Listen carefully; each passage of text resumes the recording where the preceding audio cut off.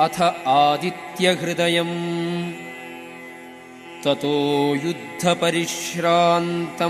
समरे चिन्तया स्थितम् रावणं चाग्रतो दृष्ट्वा युद्धाय समुपस्थितम् दैवतैश्च समागम्य द्रष्टुम् अभ्यागतो रणम् उपगम्याब्रवीद्रामम् अगस्त्यो भगवान् ऋषिः राम राम महाबाहो शृणु गुह्यं सनातनम् येन सर्वानरीन् वत्स समरे विजयिष्यसि आदित्यहृदयं पुण्यं सर्वशत्रुविनाशनम् जयावहं जपन्नित्यम् अक्षयं परमं शिवम्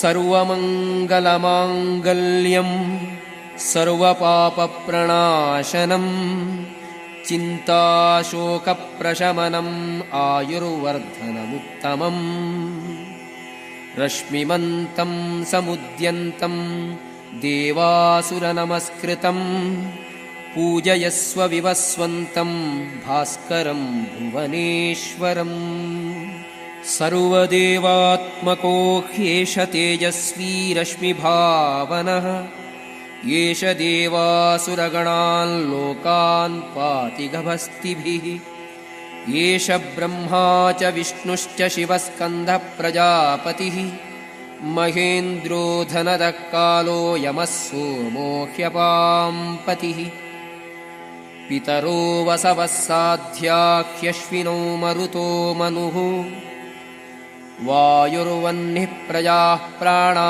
ऋतुकर्ता प्रभाकरः आदित्यः सविता सूर्यः खगः पूषा गभस्तिमान् सुवर्णसदृशो भानुः स्वर्णरेतादिवाकरः हरिदश्वः सहस्रार्चिः सप्तसप्तिर्मरीचिमान् तिमिरोन्मथनः शम्भुस्त्वष्टा मार्तण्डकोऽंशुमान् हिरण्यगर्भः शिशिरस्तपनो भास्करो रविः अग्निगर्भोदिते पुत्रः शङ्खः शिशिरनाशनः व्योमनाथस्तमोभेदी ऋग्यजुस्सामपारगः घनवृष्टिरपां मित्रो विन्ध्यवीथीप्लवङ्गमः आतपीमण्डली मृत्युः पिङ्गलः सर्वतापनः कविर्विश्वो महातेजा रक्तः सर्वभवोद्भवः नक्षत्रग्रहताराणाम् अधिपो विश्वभावनः तेजसामपि तेजस्वी द्वादशात्मन्नमोऽस्तु ते नमः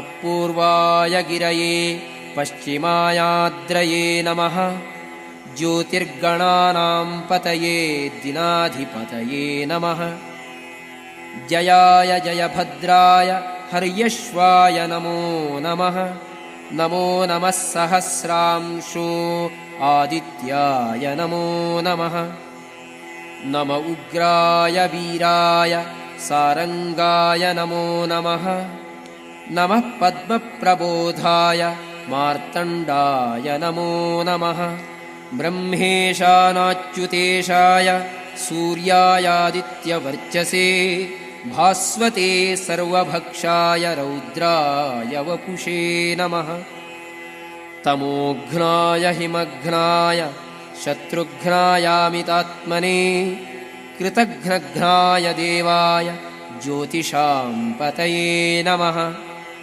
तप्तचामीकराभाय वह्नये विश्वकर्मणे नमस्तमोभिनिघ्नाय रवये लोकसाक्षिणे नाशयत्येष वैभूतं तदेव सृजति प्रभुः पायत्येष तपत्येष वर्षत्येष गभस्तिभिः येष सुप्तेषु जागर्ति भूतेषु परिनिष्ठितः येष चैवाग्निहोत्रं च फलं चैवाग्निहोत्रिणाम् देवाश्च क्रतवश्चैव क्रतूनां फलमेव च यानि कृत्यानि लोकेषु सर्वाण्येषः रविः प्रभुः येनमापस्सु कृच्छ्रेषु कान्तारेषु भयेषु च कीर्तयन् पुरुषः कश्चिन्नावसीदति राघव। पूजयस्वैनमेकाग्रो देवदेवं जगत्पतिम् एतत्त्रिगुणितं जप्त्वा युद्धेषु विजयिष्यति। अस्मिन् क्षणे महाबाहो रावणं त्वं वधिष्यसि। एवमुक्त्वा ततोऽगस्त्यो जगाम च यथागतम्। एतच्छ्रुत्वा महातेजा नष्टशोकोऽभवत्तदा धारयामास सुप्रीतो राघवप्रयतात्मवान्। आतिथ्यं प्रेक्ष्य जप्त्वा तु परं हर्षमवाप्तवान्। त्रिराचम्य शुचिर्भूत्वा धनुरादाय वीर्यवान्। रावणं प्रेक्ष्य हृष्टात्मा युद्धाय समुपागतम्। सर्वयत्नेन महता वधे तस्य धृतोऽभवत्। अथ रविरवदन्निरीक्ष्य रामम् मुदितमनाः परमं प्रहृष्यमाणः। निशिचरपतिसंक्षयं विदित्वा सुरगणमध्यगतो वचस्त्वरेति। इति आदित्यहृदयम्।